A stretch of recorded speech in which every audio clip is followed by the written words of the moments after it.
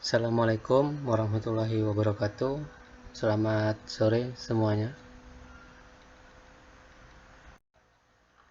Selamat datang di kelas elektronika dasar. Saya harap semuanya sehat-sehat saja di rumah. Saya dapat surat edaran dari Stikom atau Unama bahwa perkuliahan daring atau online ini diperpanjang sampai 25 April.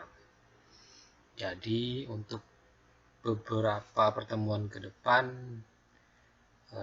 kita belajar masih seperti ini ya, masih menggunakan aplikasi Edmodo dan alat pendukung lainnya. Di pertemuan pertama kita kemarin, saya sudah memberikan beberapa informasi tentang perkuliahan elektronika dasar bersama saya.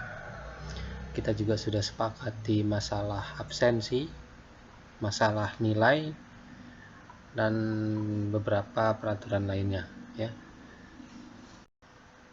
Pada pertemuan hari ini kita akan coba bahas tentang elektronika dasar. Apa sih elektronika dasar itu? Apa sih jenis-jenisnya? Ya, langsung saja ya. Kehidupan kita sehari-hari tentu kalian banyak menemukan peralatan elektronik ya, baik itu TV, radio, komputer, HP, dari yang besar hingga yang kecil ya, semua itu peralatan elektronik.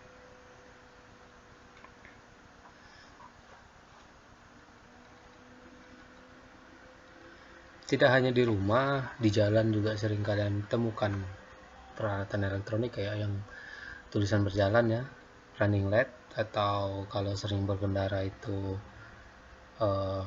lampu merah yang ada hijau, merah, kuning.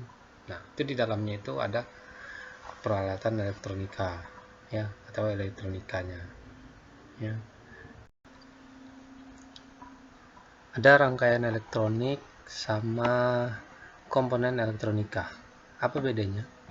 Kalau rangkaian itu yang bisa kalian lihat, dia berupa sirkuit, sebuah rangkaian elektronika yang sudah jadi.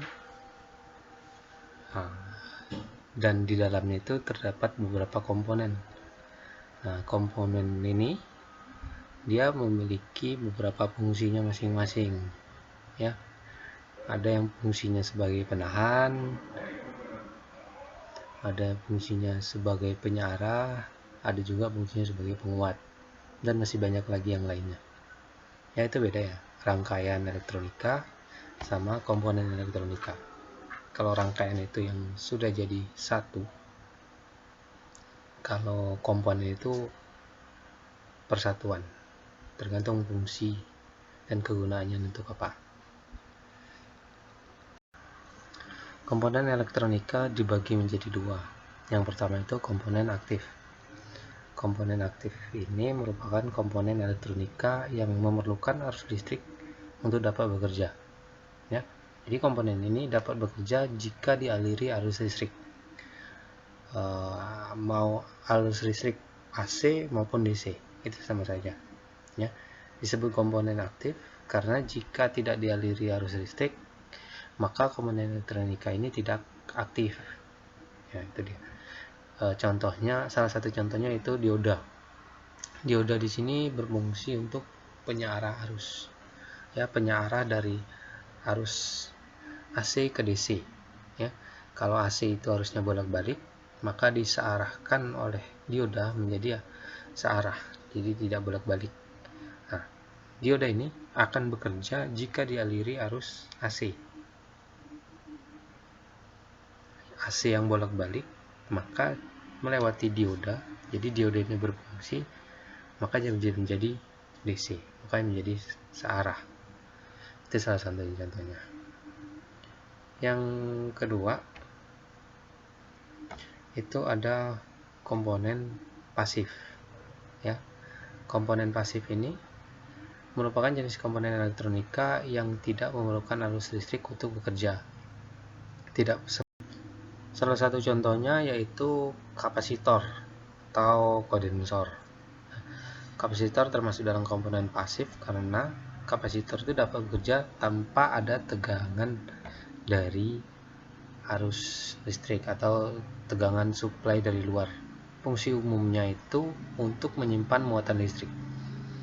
Jika ditinjau dari polaritasnya, kapasitor terbagi menjadi dua, yaitu kapasitor nonpolar dan kapasitor bipolar. Itu dia perbedaan antara komponen aktif sama komponen pasif. Selanjutnya kita masuk ke teori dasar, ya. Teori dasar. Yang pertama itu atom. Ada yang lulusan IPA di sini. Kalau lulusan IPA, ada yang pernah belajar kimia, mungkin sudah sering mendengar ini, ya. Atom adalah satuan yang amat kecil di sekitar kita. Atom itu terdiri dari 3 jenis, ya. Terdiri dari 3 jenis. Ada elektron, ada proton, ada neutron. Ya. Elektron itu memiliki muatan negatif, proton itu memiliki muatan positif, neutron itu yang tidak bermuatan, ya. Bisa lihat gambarnya. Yang kedua ada inti atom. Pusat dari atom disebut juga dengan inti atom atau nukleus. Inti atom terdiri dari proton dan neutron. Banyaknya proton dalam inti atom disebut nomor atom. Dan ini juga bisa menentukan elemen apa yang di dalam atom tersebut.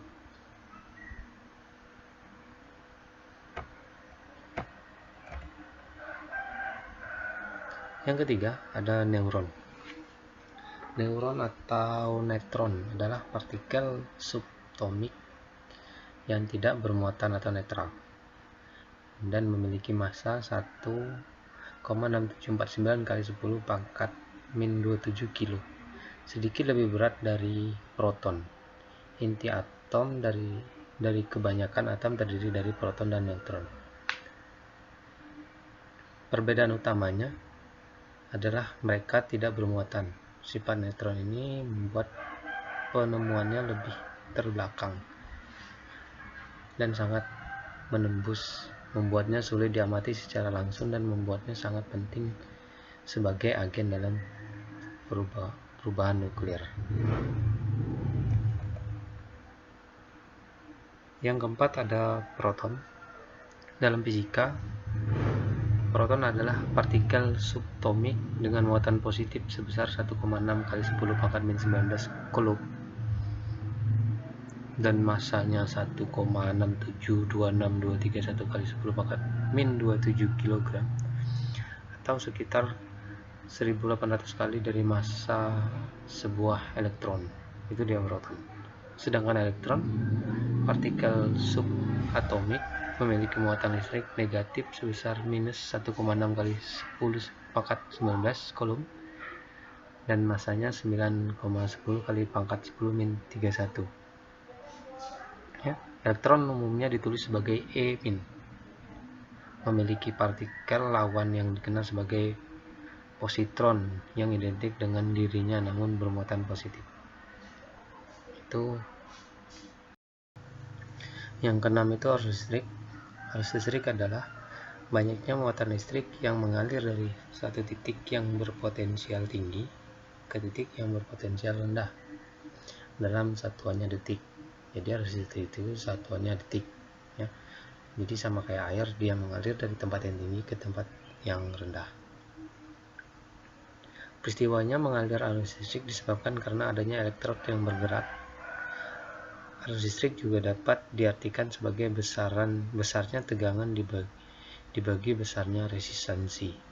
Ya, dalam hal ini bisa dirumuskan I sama dengan Q per T, di mana I itu arus listrik, satuannya ampere, sedangkan Q itu besarnya muatan listrik, satuannya coulomb, T itu waktu, satuannya sekon, ya. Itu dia arus listrik. Yang ketujuh ada muatan listrik. Muatan listrik bisa disimbolkan juga dengan Q yang tadi, adalah pengukuran muatan dasar yang dimiliki suatu benda. Satuan Q adalah Coulomb, yang merupakan 6,24 kali 1018 muatan dasar. Q adalah sifat dasar yang dimiliki oleh materi, baik itu berupa proton muatan positif maupun elektron muatan negatif.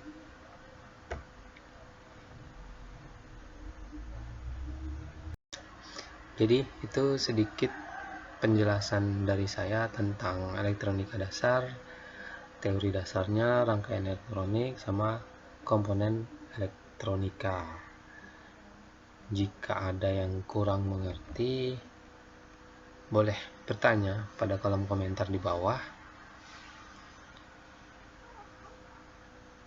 Untuk tugas individunya, ya, kalian carilah contoh-contoh komponen elektronika aktif dan pasif di sekitar Anda yang sering kalian temui, minimal 3 per orang. Jelaskan pengertiannya, fungsi, sama kegunaannya. Tadi kan sudah saya jelaskan tentang komponen aktif itu apa, komponen pasif itu apa, dan sudah saya berikan satu contoh. Kalian perbanyak lagi contohnya, minimal satu orang itu 3 contoh yang di sekitar kalian, bagaimana bentuknya, apa fungsinya, apa kegunaannya, apa pengertiannya, ya. Itu dia tugas individu buat kalian di pertemuan ini.